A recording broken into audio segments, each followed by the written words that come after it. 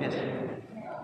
Oke Pak Jenderal, menanggapi tadi yang pencabutan kesaksian di BAP oleh saksi Heri, itu ada indikasi apa Pak Jenderal di penyidikan di tingkat itu? Kan saya lebih bilang, pelan-pelan akan semakin terkuak lah. Sesungguhnya yang terjadi seperti apa? Kita tahu pada saat tahun 2001 bulan September setelah kejadian itu banyak sekali pemberitaan di media yang mengatakan bahwa saya maksa KC untuk berdamai, saya mengancam keselamatannya supaya berdamai. Pelan-pelan terbuka dari KC sendiri, pengadilan bilang tidak ada, memang betul buktinya berpelukan di tanggal 17 November, kemudian itu real. Jadi betul seperti kata lawyer saya sebelumnya bahwa sebetulnya kasus ini harusnya selesaikan sejak tahap penyidikan melalui restoratif justice sebagaimana azas penegakan hukum mengedepankan terbangunnya konstruksi perpecahan antara masyarakat, apalagi ini masalah agama. Kita tidak bisa pungkiri bahwa ini ada ini. Kita berpengalaman sekali perpecahan akibat ada masalah agama, konflik Poso dan Ambon itu karena dibiarkan. Kalau sekali orang salah ngomong mungkin masih ada silat lidah. Tapi kalau 400 lebih membuat konten YouTube menyampaikan kepada publik melalui media, itu ada satu konstruksi yang terstruktur dan ini berbahaya kalau dibiarkan oleh pemerintah sehingga bisa menimbulkan konflik horizontal. Saya sebagai tahanan yang ada di Bareskrim pada saat itu bertindak untuk mencegah jangan sampai ada konflik yang lebih besar terjadi di antara umat beragama. Kita sudah menikmati alam kedamaian dalam kemerdekaan ini, jangan dikotori oleh orang-orang tertentu yang ingin merusak ini. Saya tidak yakin umat orang beragama apapun mau melakukan itu. Ini ada orang-orang membawa misi, ada aktor intelektual di belakangnya. Pelajari itu, cari itu yang belum ketemu. Jangan didiamkan sibuk-sibuk ngurusin yang di sini. Yang di sana masih berkeliaran lebar. Kemarin muncul lagi Holy Wing dan sebagainya. Itu akibat pembiaran. Ya. Yang lain lagi siapa? Ada Aktor lagi? intelektual siapa Pak? Bagaimana? Aktor intelektualnya siapa? Siapa? Tadi yang Bapak sebut ada aktor intelektual siapa Pak? Hei Mbak, itu tercium baunya. Tugas aparat lah, tugas pemerintah lah mengungkap itu semua. Saya cuma terdakwa, saya cuma terpidana.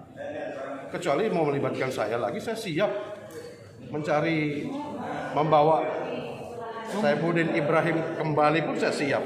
Karena memang selama ini itu tugas saya sebelumnya. Ya. Yang lain lagi? Terakhir? Apa cukup sudah? Cukup. Bang, Itu ya. teringat ya jika abang jumpa Saifuddin Ibrahim gimana? Bagaimana? Ketika abang ketemu nanti dengan Saifuddin Ibrahim, jika memang dibawa kemari, kalau benar-benar hukum itu ada, pekerjaan penindak hukum itu ada, apa yang abang akan lakukan pada Saifuddin Ibrahim? Saya tidak pernah mengancam.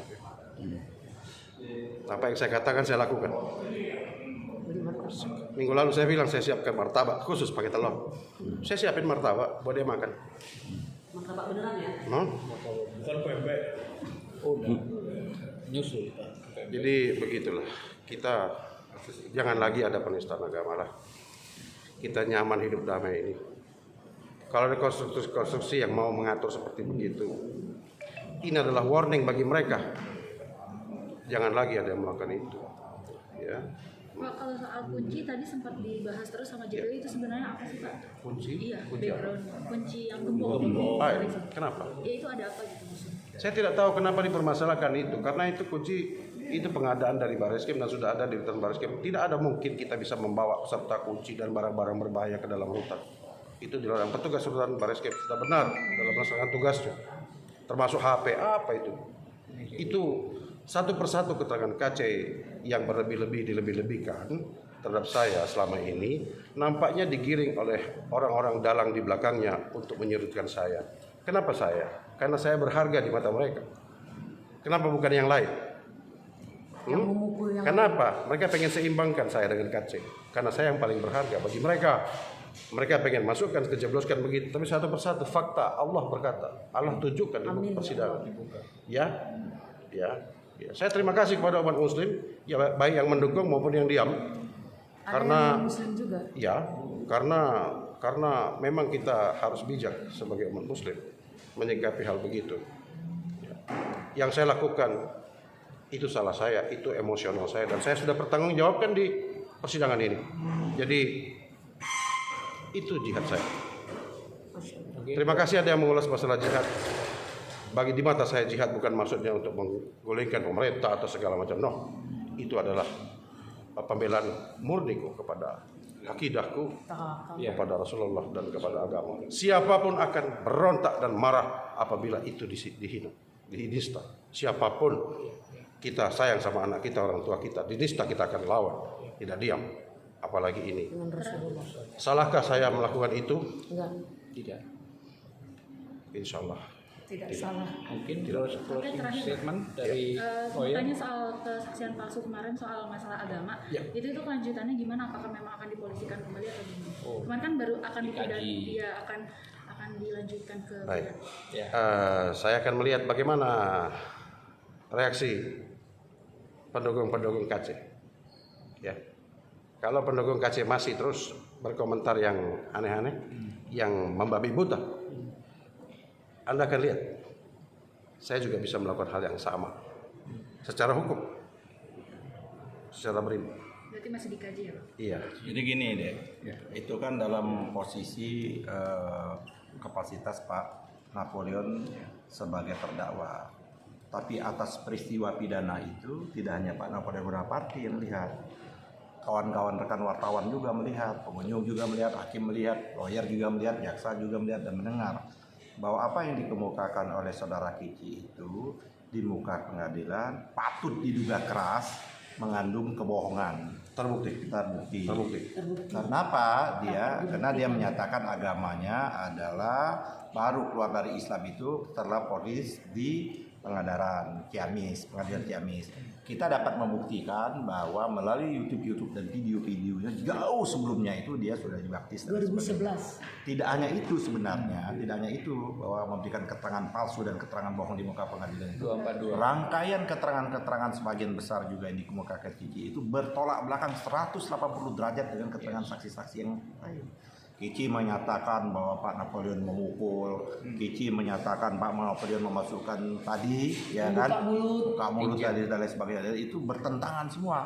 Jadi nanti akan kita lihat dari seluruh saksi-saksi yang dihadirkan ini, kalau hanya Kici yang menyatakan itu, maka dia tidak dapat membuktikan. Maka itu juga bisa dikualifikasikan adalah keterangan palsu di muka pengadilan. Keterangan palsu tidak hanya menyangkut identitas agama, tapi keterangan-keterangan lain karena status dan kedudukan dia itu sebagai saksi. Saksi tidak boleh bicara bohong, tapi kalau terdakwa boleh dia ingkar. Oleh karena status dia adalah saksi dan ada ancaman 2 pasal 24 dan serius ini ancaman hukumannya. Dan oleh karena itu kita lagi serius juga untuk menegakkan hukum ini agar tidak semua orang memberikan kesaksian-kesaksian palsu di Republik ini. Nah, oleh karena itu tidak hanya kami, ada tanggung jawab juga media juga, ada tanggung jawab wartawan juga. Kalian boleh juga untuk melaporkan, memberikan keterangan palsu itu. Jadi tidak, walaupun Pak Napoleon Bonaparte kemarin sudah menunjukkan keakraban, disuruh hakim berpeluh-peluh tangan, tidak ada masalah. Itu peristiwa sisi kemanusiaannya. Tapi peristiwa hukum Kici melakukan kebohongan, keterangan palsu di pengadilan itu peristiwa yang lain lagi. Pak Napoleon boleh memaafkan, tapi kalau ada yang lain yang nonton dia tidak mau memaafkan, bisa juga seperti itu. Karena unsur tindak pidana yang disebut dengan pasal 24(2) itu sudah terpenuhi menurut kami. Kita akan lihat, kita lihat dulu, jangan-jangan sudah ada yang melaporkan. Kita nggak tahu. Satu pesan pada publik masyarakat, terutama pendukung KC, hati-hati bicara ya. Mulutmu harimau. Menerkam Terima kasih. diri. Jadi